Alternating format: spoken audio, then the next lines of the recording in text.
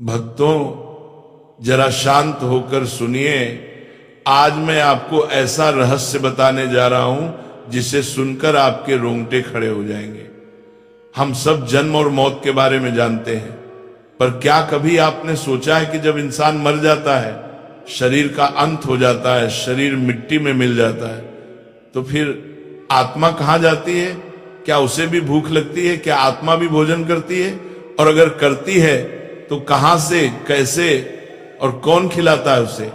ये सब बातें हम रोजमर्रा की जिंदगी में नहीं सोचते, लेकिन एक दिन हर इंसान को सच जानना ही पड़ता है, क्योंकि मृत्यु कोई अंत नहीं बल्कि आत्मा की नई यात्रा का आरंभ है। भक्तों, गरुड़ पुराण में वो गहरा ज्ञान लिखा है जिसे जानकर इंसान का मन हिल जाता है। ये कोई कल्पना, कोई कहानी, कोई अंधविश्वास नहीं, बल्कि हजारों साल पुरानी दिव्य सच्चाई है।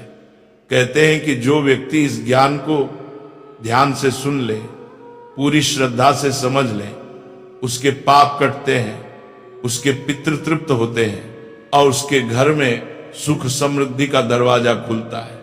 इसलिए भक्तों, आज जो सुनने जा रहे हैं उसे हल्के में मत लीजिए, क्योंकि यह ज्ञान जीवन भी बदल सकता है और मृत्यु के बाद का संसार भी। कहानी शुरू होती है, भगवान विष्णु अपनी साधना में लीन थे, तभी गरुड़ देव उनके पास पहुंचे। भगवान विष्णु ने मुस्कुराकर स्वागत किया और बोले, हे गरुड़, कहो क्या बात है? गरुड़ देव ने हाथ जोड़कर प्रणाम किया और बोले, हे प्रभु, आप तो अंतर्यामी हैं, सब जानते हैं, दुनिया की हर बात आपसे छिपी नहीं, परंतु कई दिनों से मेरे मन में एक प्रश्न घूम रहा है, कृपा करके उसे दूर करें। भगवान बोले, पूछो गरुड़, मैं तुम्हारे प्रश्न का समाधान अवश्य करूंगा। तब गरुड़ देव ने वह प्रश्न पूछा जो आज पूरी दुनिया को सुनना चाहिए। हे प्रभु, क्या आत्मा को मृत्यु के बाद भी भोजन की आवश्यकता होती है? क्या आत्मा को मृत्यु के बाद भी भोजन की आवश्यकता होती है? मां भी भूखी होती है? यदि हां, तो वह क्या खाती है और भोजन उसे कहां से प्राप्त होता है? भक्तों, यही वह प्रश्न था जिसने पूरा संसार हिला दिया। और फिर भगवान विष्णु ने एक गहरी मुस्कान के साथ कहा, हे गरुड़, मृत्यु केवल शरीर की होती है, आत्मा अमर है, और हां, आत्मा भी भूख और प्यास का अनुभव करती है। बस भक्तों, यहीं से शुरू होता है वह रहस्य जिसे जानकर आप भी सोच में पड़ जाएंगे। भगवान बोले, हे गरुड़, इस रहस्य को समझने के लिए मैं तुम्हें एक कथा सुनाता हूं, और कहते हैं इस कथा को जो मन ध्यान और श्रद्धा से सुन ले, उसके पितरों को तृप्ति मिलती है और उसके जीवन के दुख मिटने लगते हैं। तो भक्तों, कथा शुरू होती है। कोपुर नाम का एक गांव था, शांत, सरल, मंदिरों की घंटियों से भरा हुआ। उस गांव में रहती थी अत्यंत धार्मिक और पुण्य आत्मा अरुणा देवी। उम्र बहुत हो चुकी थी और जीवन का बड़ा हिस्सा सेवा, पूजा पाठ और भक्ति में बीता था। एक दिन उनकी मृत्यु हो गई। गांव वाले दुखी हुए, अंतिम संस्कार संपन्न हुआ, लेकिन उनका बेटा सोहन, जो शहर में नौकरी करता था, अंतिम संस्कार तक पहुंच नहीं पाया। जब वो गांव पहुंचा तो संस्कार पूरे हो चुके थे। उसने कहा, अब क्या ही किया जा सकता है, मां को मोक्ष मिल गया होगा। गांव वालों ने समझाया, बेटा, मोक्ष तभी मिलता है जब पिंडदान और तर्पण किया जाए। आत्मा को भोजन चाहिए, जब तक पिंडदान नहीं होता आत्मा भूखी रहती है। लेकिन सोहन ने इसे अंधविश्वास समझा और हंसते हुए बात टाल दी। भक्तों, बस वही रात उसने जीवन की सबसे बड़ी भूल कर दी। वो मां के कमरे में सोया। रात का तीसरा पहर, पूरा घर शांत, सन्नाटा। अचानक कमरे में ठंडक छाने लगी, अंधेरा और घना हो गया, और तभी एक धीमी आवाज, बेटा। सोहन की आंख खुल गई। उसने देखा सामने उसकी मां खड़ी थी, वही साड़ी जिसमें वे जीवन भर रहती थी। परचे, हरे पर गहरा दुख, पीली पड़ चुकी देह और सूनी आंखें। और मां ने कामपति आवाज में कहा, मुझे भूख लगी है, पिंडदान किए बिना मैं तृप्त नहीं हो सकती। ये सुनते ही सोहन का दिल कांप गया। मां की आकृति धीरे धीरे धुएं में बदलने लगी और अचानक सपना टूट गया। सोहन पसीने में डूबा हुआ पूरी तरह कांप रहा था। लेकिन भक्तों, वो सपना नहीं, संकेत था।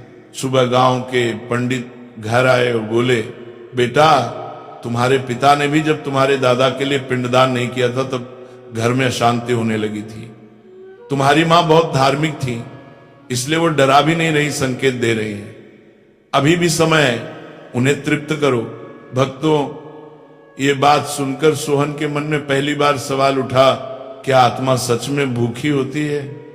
क्या पिंडदान सचमुच जरूरी है? ये सब कोई सिद्धांत है या सच्चाई? उत्तर जानने के लिए वह गांव के सबसे वृद्ध और ज्ञानवान पंडित त्रिभुवन शर्मा के पास गया। उन्होंने गरुड़ पुराण खोला और कहा, बेटा, जब शरीर मर जाता है, आत्मा लिंग शरीर में प्रवेश करती है। मृत्यु के बाद 10 दिन तक आत्मा पृथ्वी पर ही रहती है, घर के आसपास, अपने परिवार के पास, पर वह छू नहीं सकती, बोल नहीं सकती, सिर्फ अनुभव करा सकती है। उस समय आत्मा को भूख भी लगती है, पर वह साधारण भोजन नहीं खा सकती। उसे तर्पण, तिल, जल और पिंडदान के रूप में ऊर्जा चाहिए होती है। वही उसका भोजन है, वही उसकी शक्ति है। भक्तों, सोहन पंडित त्रिभुवन शर्मा के सामने बैठा था। उसकी आंखों में डर, पछतावा और बेचैनी साफ दिखाई दे रही थी। उसे अब यह समझ आ चुका था कि मृत्यु किसी चीज का अंत नहीं, बल्कि आत्मा की एक नई यात्रा की शुरुआत है। वह अब यह जान चुका था कि जब आत्मा को तृप्ति नहीं मिलती, जब उसे उसका हिस्सा नहीं मिलता, तो वह तड़पती रहती है, बेचैन रहती है। लेकिन उसके मन में एक बात गहरे तक अटकी हुई थी, आत्मा आखिर खाती कैसे है? बिना शरीर के, बिना मुंह के, बिना हाथ पैर के आत्मा को भोजन कैसे पहुंचता है? तभी पंडित त्रिभुवन शांत स्वर में बोले, बेटा, याद रखो, मृत्यु के बाद आत्मा की भूख रोटी सब्जी की नहीं होती। आत्मा चावल की थाली, दाल की कटोरी या रोटी का टुकड़ा नहीं खाती। आत्मा ऊर्जा से तृप्त होती है। जैसे शरीर को भौतिक भोजन की जरूरत होती है, वैसे ही आत्मा को आध्यात्मिक भोजन की आवश्यकता होती है। वह भोजन उसे पिंडदान, तर्पण और श्राद्ध के माध्यम से प्राप्त होता है। सोहन और उलझ गया। उसने कहा, पंडित जी, हमारे पितरों को हम चावल, तिल और जौ से बने पिंड देते हैं, पर वे तो दिखाई ही नहीं देते। उनका तो कोई शरीर नहीं है, वे कैसे खाते होंगे? पंडित त्रिभुवन हल्की मुस्कान के साथ बोले, बेटा, आत्मा कोई मोटा पत्थर जैसा पदार्थ नहीं कि हाथ से पकड़कर उसे खिलाया जाए। आत्मा तरंगें ग्रहण करती है। हम जो भोजन मंत्रों के साथ अर्पित करते हैं, वह ऊर्जा के रूप में बदलकर आत्मा तक पहुंचता है। आत्मा तक हमारे हाथ का अन्न नहीं, हमारे हृदय की भावना, हमारी श्रद्धा और हमारा संकल्प भोजन बनकर पहुंचते हैं। भक्तों, जरा इसे मन में उतार कर समझिए।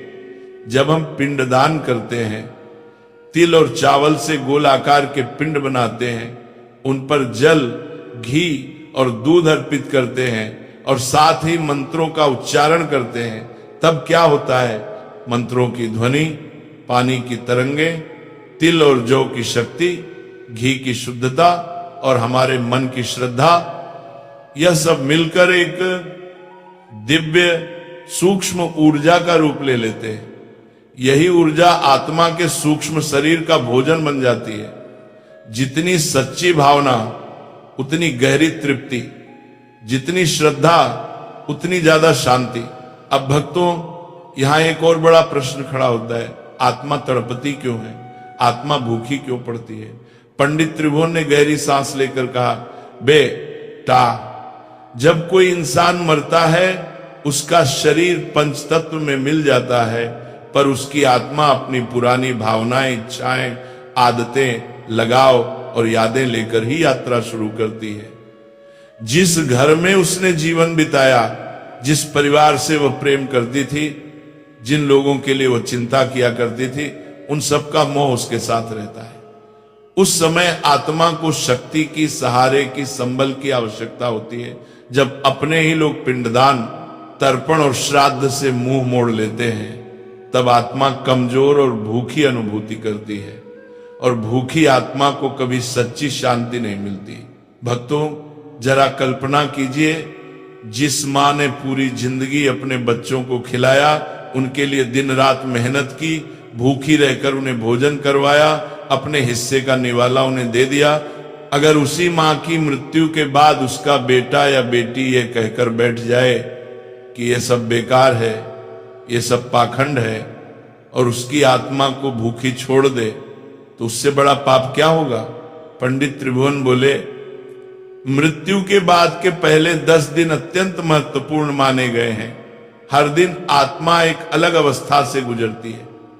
हर दिन पिंडदान करने का मतलब है उस आत्मा को यात्रा के अगले कदम के लिए भोजन देना, ऊर्जा देना, सहारा देना। फिर उन्होंने इन 10 दिनों के रहस्य को बहुत सरल भाषा में समझाया। बोले, पहले दिन आत्मा मृत्यु के झटके और पीड़ा से धीरे धीरे मुक्त होती है। दूसरे दिन उसकी दिशाहीनता कम होती है, उसे एहसास होने लगता है कि अब शरीर छूट चुका है। तीसरे दिन उसके लिए सूक्ष्म शरीर यानी लिंग शरीर का निर्माण प्रारंभ होता है, जिसके सहारे वह आगे के लोगों की यात्रा करेगी। 7वें दिन तक आते आते आत्मा यात्रा के मार्ग पर चलने लगती है, और 10वें दिन आत्मा अपेक्षाकृत स्थिर, संतुलित और संतुष्ट होती है, यदि इन दिनों में विधि विधान से पिंडदान, तर्पण और संस्कार कर दिए जाए। फिर वे गंभीर होकर बोले, पर यदि इन 10 दिनों में आत्मा को उसका भोजन न मिले, पिंडदान न हो, तर्पण न हो, श्राद्ध न हो, तो वही आत्मा भूखी, व्याकुल और बेचैन हो जाती है। उसका मन वहीं अटका रह जाता है जहां वो शरीर छोड़कर गई थी। यह सुनते ही सोहन की आंखों से आंसू छलक पड़े। उसके दिल में बस एक ही बात घूम रही थी, कहीं उसकी मां भूखी न रह जाए, कहीं उसकी लापरवाही के कारण उनकी आत्मा कष्ट में न चली जाए। भक्तों, यहीं पर पंडित त्रिभुवन ने एक और गंभीर रहस्य खोला। उन्होंने कहा, बेटा, जब आत्मा तृप्त नहीं होती, जब वह भूखी प्यासी रहती है, जब उसे अपने परिवार से अपेक्षित स्मरण और तर्पण नहीं मिलता, तब वह मजबूर होकर अपने ही परिवार को संकेत देने लगती है। फिर उन्होंने बहुत सरल उदाहरण देकर समझाया। कई बार मृत पूर्वज सपने में आते हैं, कभी बिना कारण बार बार नाम पुकारते दिखाई देते हैं, घर में अजीब आवाजें सुनाई देती हैं, कोई वस्तु अपने आप गिर जाती है, परिवार के किसी सदस्य की तबीयत बार बार बिगड़ती है, घर में बिना किसी बड़े कारण के कलह और तनाव बना रहता है, व्यापार धन में अजीब तरह की रुकावटें आती रहती हैं, संतान, विवाह और घर की उन्नति में बाधाएं आती हैं।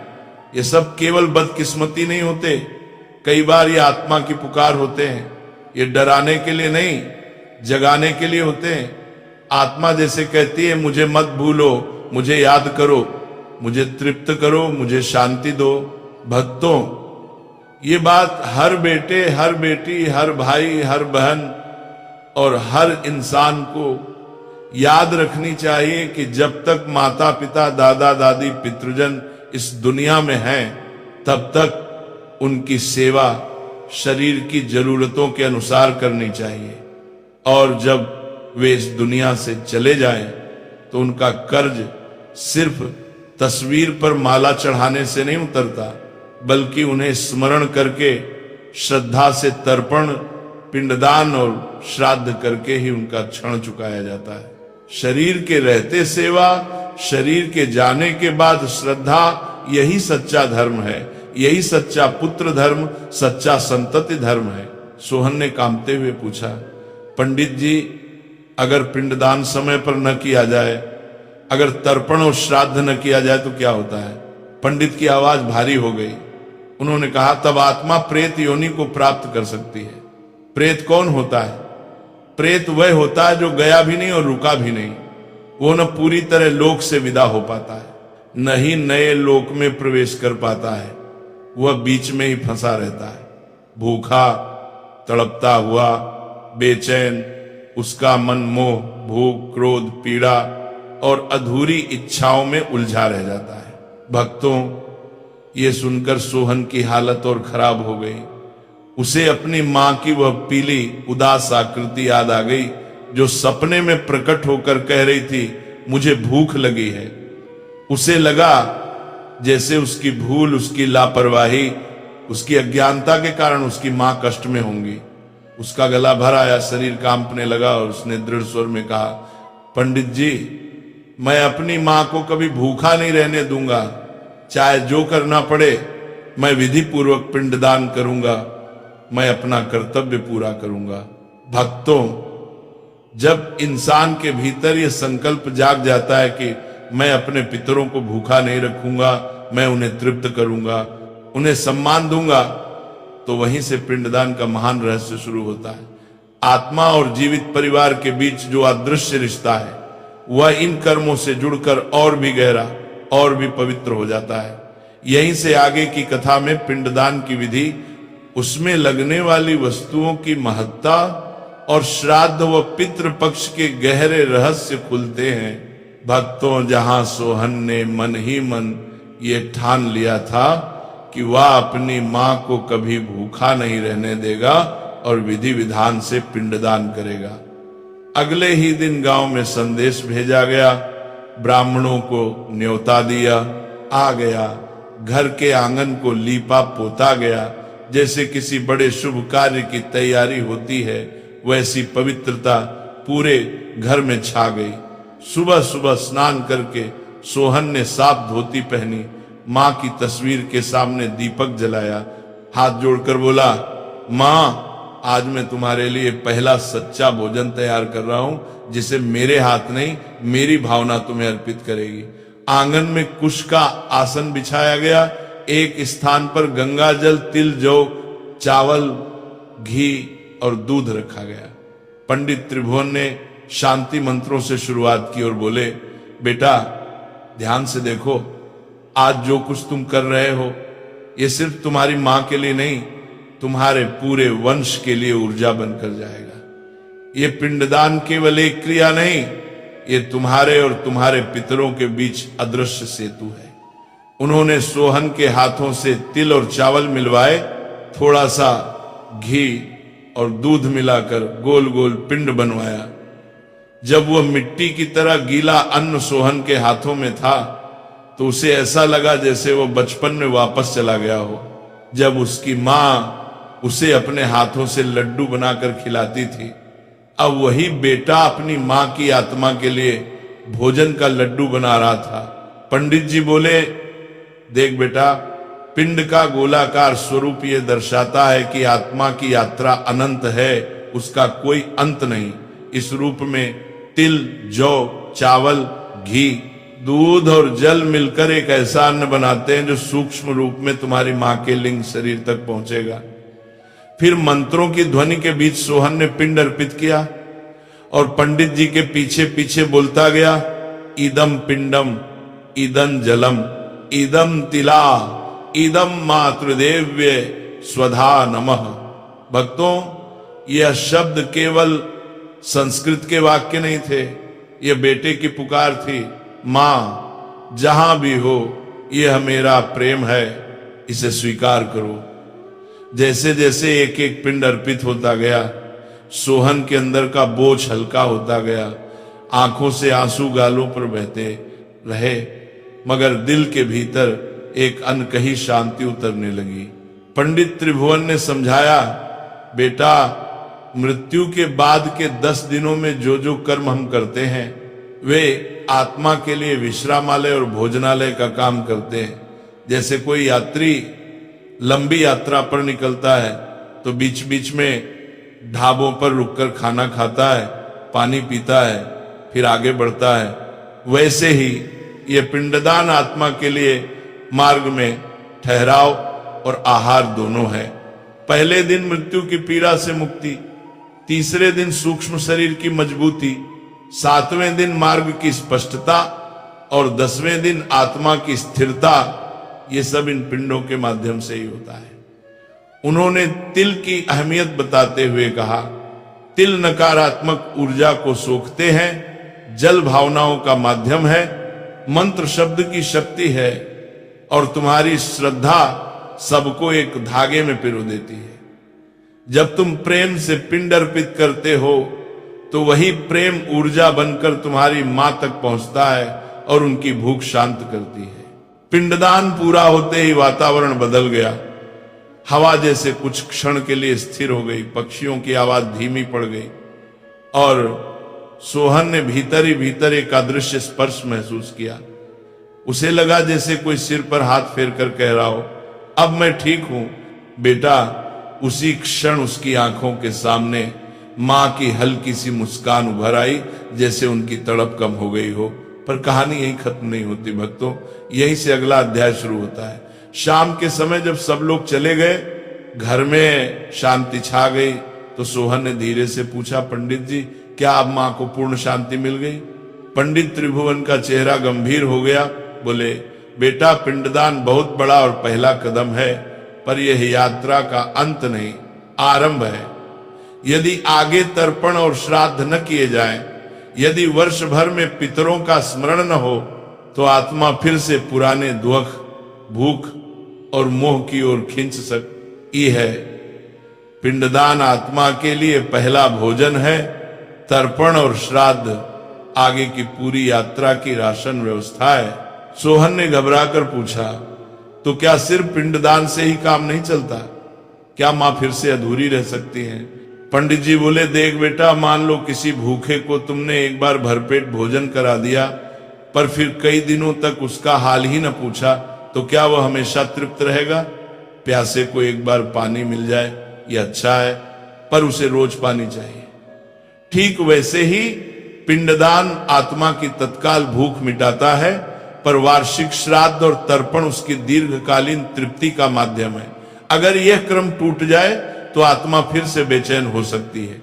फिर उन्होंने गरुड़ पुराण का गूढ़ रहस्य खोलते हुए कहा, जब आत्मा को समय पर पिंडदान, तर्पण और श्राद्ध नहीं मिलता, जब परिवार उसे भुला देता है, तब आत्मा स्थूल जगत से छूट नहीं पाती।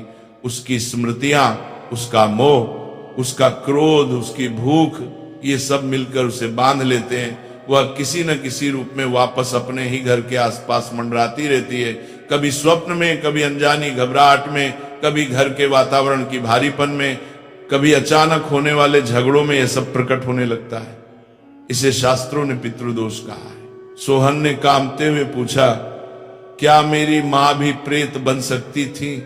पंडित त्रिभुवन ने उसे ढाढ़स बंधाते हुए कहा, बेटा तुमने जो संकल्प लिया, जो श्रद्धा से पिंडदान किया, वह तुम्हारी मां के लिए बहुत बड़ा सहारा है। पर याद रखो, पिंडदान के बाद भी वार्षिक श्राद्ध, पितृपक्ष में तर्पण और समय समय पर पितरों की स्मृति में दान पुण्य करना जरूरी है।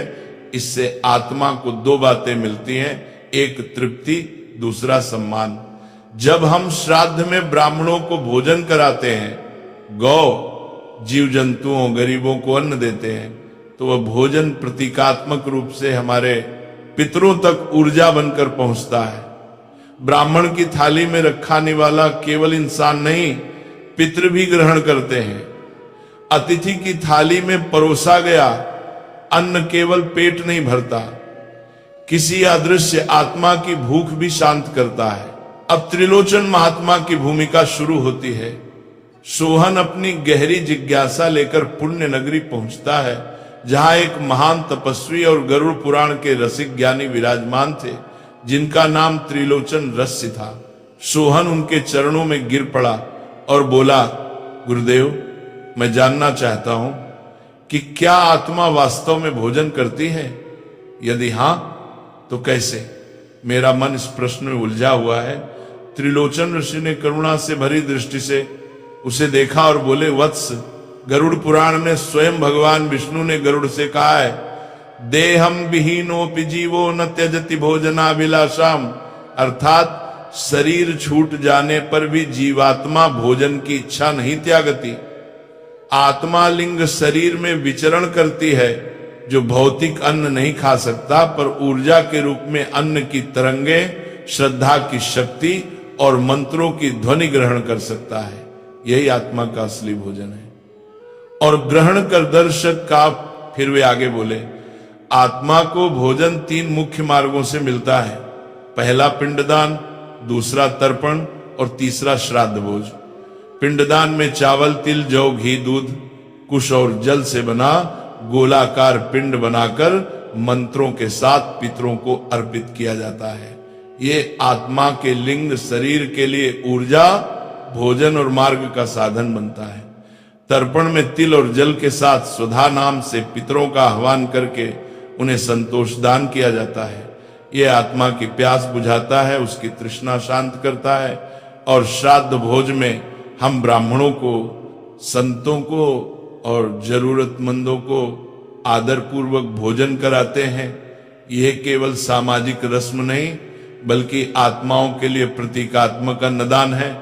जिस प्रेम और श्रद्धा से भोजन करा या जाता है वह सब सूक्ष्म रूप से पितरों तक पहुंचता है और उन्हें मानसिक संतोष और पुण्य की रूप में ऊर्जा प्राप्त होती है। त्रिलोचन नशी ने समझाया, जब ब्राह्मणों की जिह्वा से मंत्र निकलते हैं, जब पिंड धरती पर रखा जाता है, जब तिल से जल की धार बहती है, जब थाली में परोसा गया अन्न किसी भूखे को तृप्त करता है, तो यह सब मिलकर एक अदृश्य ऊर्जा का जाल बुनते हैं। यही ऊर्जा सीधा सीधा हमारे पितरों तक पहुंचती है। यदि इन कर्मों को विधि विधान, श्रद्धा और साफ नीयत से किया जाए तो आत्मा न केवल संतुष्ट होती है बल्कि उसे आगे बढ़ने के लिए बल, मार्ग और गति भी मिलती है। पर यदि यह सब केवल औपचारिकता बनकर रह जाए, मन कहीं और हो और हाथ केवल रीत निभा रहे हो, तो प्रभाव आधा अधूरा होता है। अब भक्तों, यहां सबसे बड़ा सार सामने आता है। ये सब कर्मकांड केवल डराने के लिए नहीं, धन निकलवाने के लिए नहीं, दिखावे के लिए नहीं, बल्कि एक अदृश्य संवाद है हमारे और उन आत्माओं के बीच जो कभी हमारे माता पिता, दादा दादी और पूर्वज बनकर इस पृथ्वी पर चले थे। जिस तरह हम जीते जागते लोगों से फोन, संदेश और मुलाकात के जरिए बात करते हैं, उसी तरह मृत पूर्वजों से पिंडदान, तर्पण और श्राद्ध के माध्यम से संवाद होता है। अंतर बस इतना है कि उनकी भाषा सूक्ष्म है और हमारा माध्यम भावना है। सोहन अब सब समझ चुका था। उसके सामने केवल एक ही लक्ष्य बचा था, अपनी मां की आत्मा को पूर्ण तृप्ति और मोक्ष की ओर ले जाना। उसने मन ही मन संकल्प लिया कि वे हर साल पितृपक्ष में श्रद्धा से तर्पण करेगा, श्राद्ध भोज करेगा, जरूरतमंदों को भोजन कराएगा और अपने पितरों को कभी भूखा नहीं छोड़ेगा। उसके लिए मृत्यु का अर्थ बदल चुका था। अब मृत्यु उसे डरावनी नहीं लग रही थी बल्कि आत्मा की नई यात्रा का दरवाजा प्रतीत हो रही थी। उसे समझ आ चुका था कि पिंडदान, तर्पण और श्राद्ध केवल कर्म नहीं बल्कि उन अदृश्य रिश्तों का सम्मान है जो शरीर से नहीं, आत्मा से जुड़े होते हैं। जो हमने प्रेम से जिया उसे श्रद्धा से विदा करना ही हमारा सच्चा पुत्र धर्म